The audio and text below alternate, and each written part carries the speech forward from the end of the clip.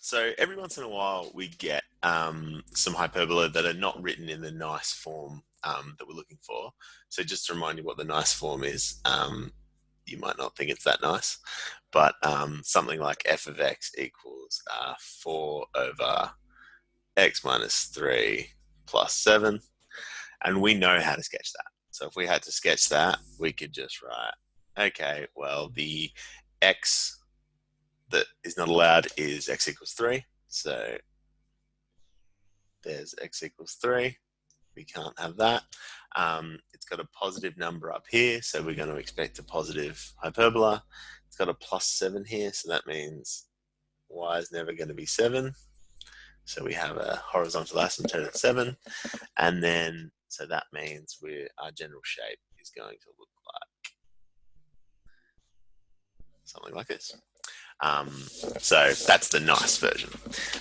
The ugly version is when we get given a function that doesn't look anything like that.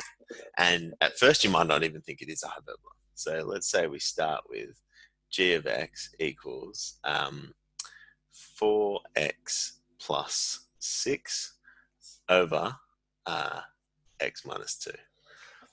So if you look at that, you might not think at first that that is the same as this. Well, it's not exactly the same, but that it's even the same sort of shape. But it turns out that it is. And so I want to show you how to get this here, to use some algebra to rearrange this into this. And then at the end, I'm just going to give you a quick sort of trick that you can use to sort of short circuit that process a little bit. Okay. G of x is 4x plus 6 over x minus 2. Now, the trick here is actually to use those polynomial division ideas that we used when we were looking at cubics and quartics. Yes, this isn't a cubic or a quartic, but it is a polynomial. So this is a polynomial divided by another polynomial. So that suggests that we might be able to do some of that polynomial division stuff.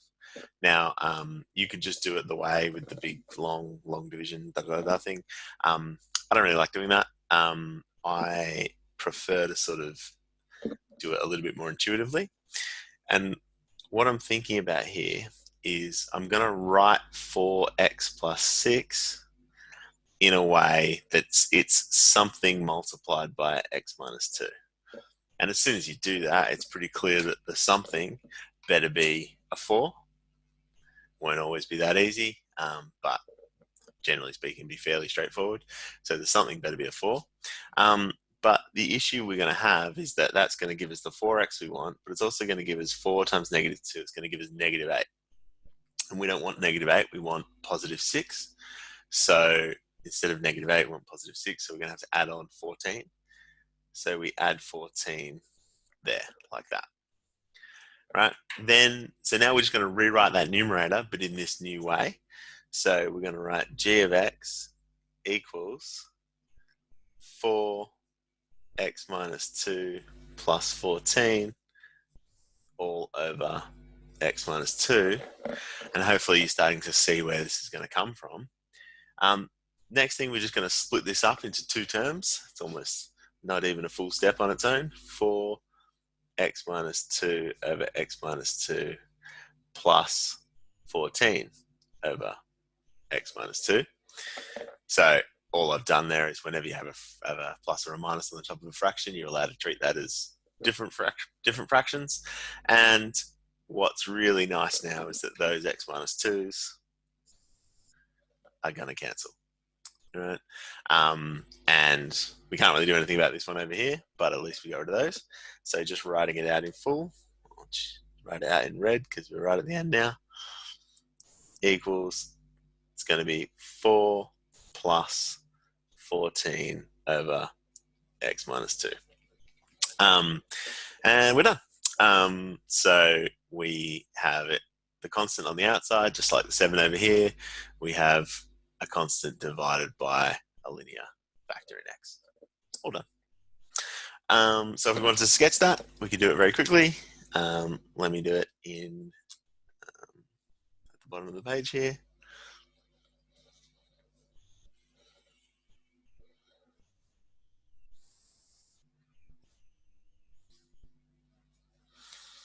Here we go. What's our x asymptote going to be? It's going to be x equals 2. Done. And the y asymptote is going to be y equals 4. Label that. We've got a positive number on the top here, so that means we're going to have a hyperbola that looks like this. And we're done. Just very quickly, in terms of how could you do this very quickly? If you didn't care too much what this 14 was, this is a special case where all you're really being asked to do is to sketch this thing rather than necessarily to write it out like this. If you didn't care what this 14 was, there's actually a bit of a trick that will let you get there quite quick in terms of sketching. And so let me just show you what that looks like with one more example.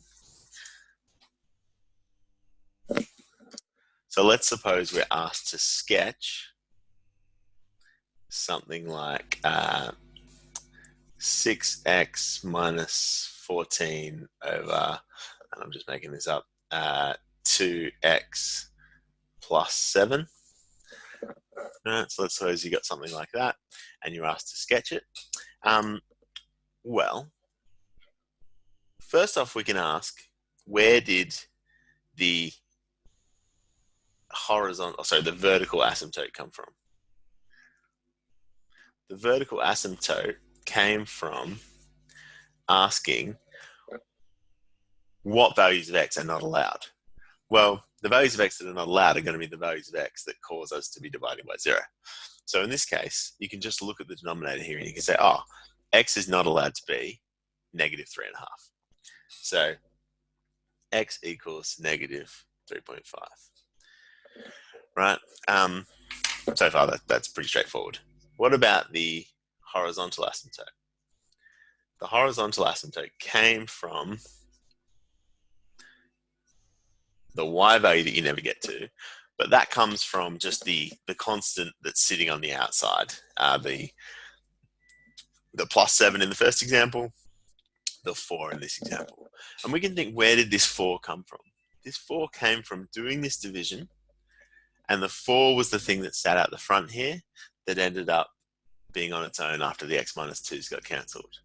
So the 4 was really just the ratio of the coefficient of x in this one divided by the coefficient of x on this one, because that's what we had to multiply by to get the x's to match. So in our case here, I don't know what the division looks like exactly, but I do know that it's going to have to be 3 times 2x plus 7 in order to generate a 6x. So I know that my horizontal asymptote is actually going to be y equals 3. And feel free to work through that the other way to show that that's true, but it turns out that's going to be the case. So if we had to sketch that, it now becomes pretty straightforward.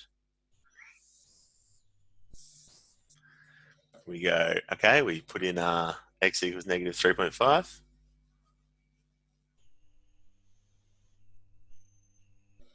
We put in y equals 3.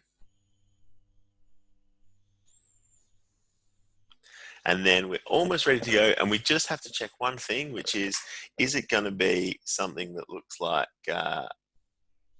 this, or is it going to be something that looks like this? And the way to check that is to look at the sign on the x's. If both of them have a positive sign in front of the x, positive coefficient of x, you're going to get the positive hyperbola. If one of them has a negative and one of them has a positive, you're going to get a negative.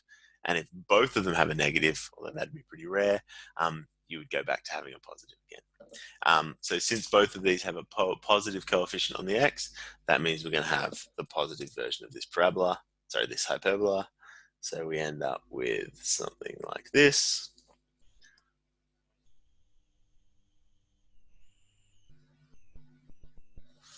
Right. And notice we don't really even need to work out what is the number that sits on top of that fraction, because the shape is the same regardless.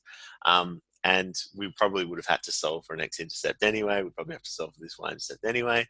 But we do those by setting it equal to 0, setting x equal to 0 to find the y-intercept, or setting y equal to 0 to find the x-intercept. So you never actually have to find that number that sits on top of the numerator in order to do the sketch.